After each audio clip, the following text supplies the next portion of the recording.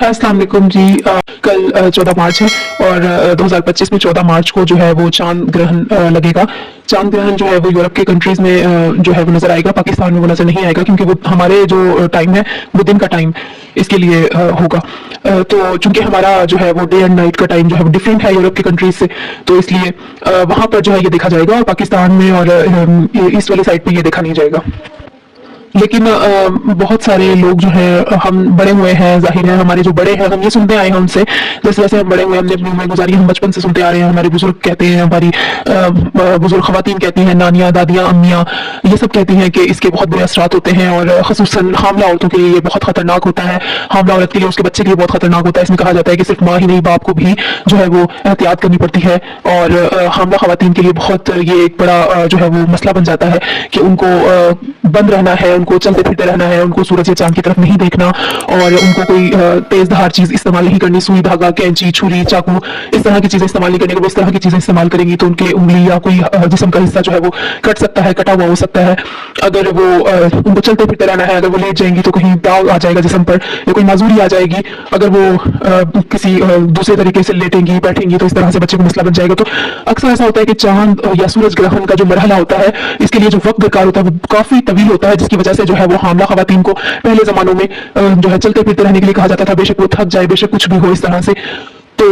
अगर मैं इस पर बात करूं तो साइंटिफिकली तो इस कोई प्रूवन नहीं है कि इस तरह से, मतलब मेडिकल साइंस बिल्कुल भी नहीं कहती कि आप के जो प्रेग्नेंट खवातीन होती हैं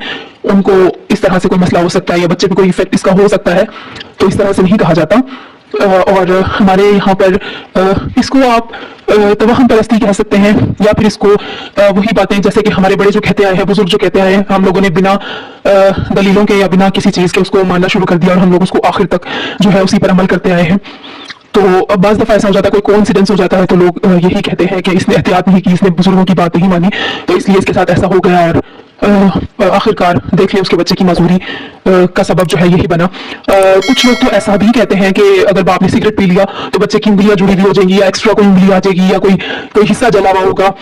तो मतलब इस तरह से मुख्तलिफ तरह की बातें लोग करते हैं और जैसा कि मैंने आपको बताया साइंस इसके बारे में कोई इस तरह की कोई दलील नहीं देती, कोई इस तरह का कोई एक्सपेरिमेंट नहीं अभी तक किया गया, ना ही इस तरह से कोई प्रूफ हुआ है कि इस तरह जो है चांद और सूरज ग्रहण के कोई असरात होते हैं। लेकिन ये बात है कि जो चांद सूरज के सामने इस तरह से आ जाता है तो अंधेरा हो जाता है और ये अल्लाह ताला की तरफ से जो है वो निशानियां हैं अपने बंदों के लिए। अपनी हमारे प्यारे नबी पाक हजरत मोहम्मद सल्लल्लाहु अलैहि वसल्लम का इरशाद है, उनकी हदीस पाक का ये मफहूम है कि चांद और सूरज जो है ये अल्लाह ताला की दो बड़ी निशानियां हैं जिनके जरिए अल्लाह ताला जो है वो अपने बंदों को अपनी निशानियां जाहिर करवाता है। और ये क़यामत के मुतालिक भी ये निशानियां हैं कि क़यामत आएगी और इस तरह से लोगों को अपना आप जाहिर करवाता है और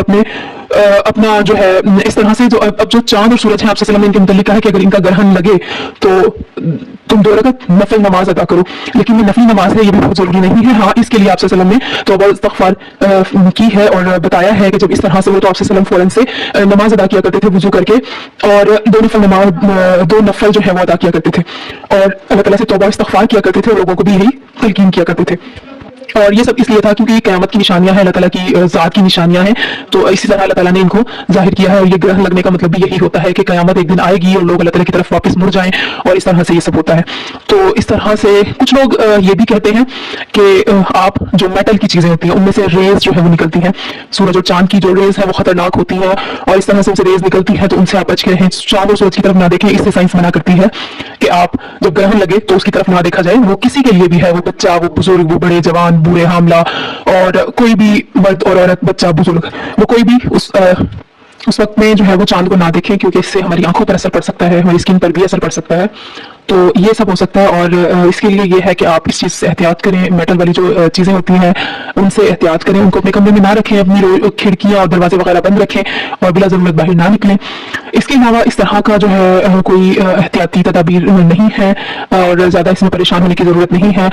लेकिन जो अब पाकिस्तान के मुताबिक जो आपको वक्त है कल 14 मार्च 2025 का, वो ये है कि सुबह 9 बजे 8:30 बजे से लेकर तकरीबन वो 11:30 बजे तक जो है वो पीक टाइम होगा और उसके बाद जो है 3 बजे तक का इसका टाइम है।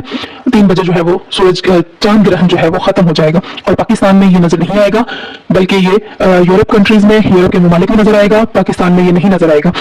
तो आप अपने जो मामूली रोजमर्रा के जो आपके काम हैं उनको उसी तरह से अंजाम दीजिए। आपको ये वीडियो कैसी लगी और आपकी इसके बारे में क्या राय है और आप लोग इसके बारे में क्या सोचते हैं, कैसा ख्याल रखते हैं, कमेंट में अपनी राय का जरूर इजहार कीजिएगा। मिलते हैं नई वीडियो के साथ, तब तक अल्लाह हाफिज।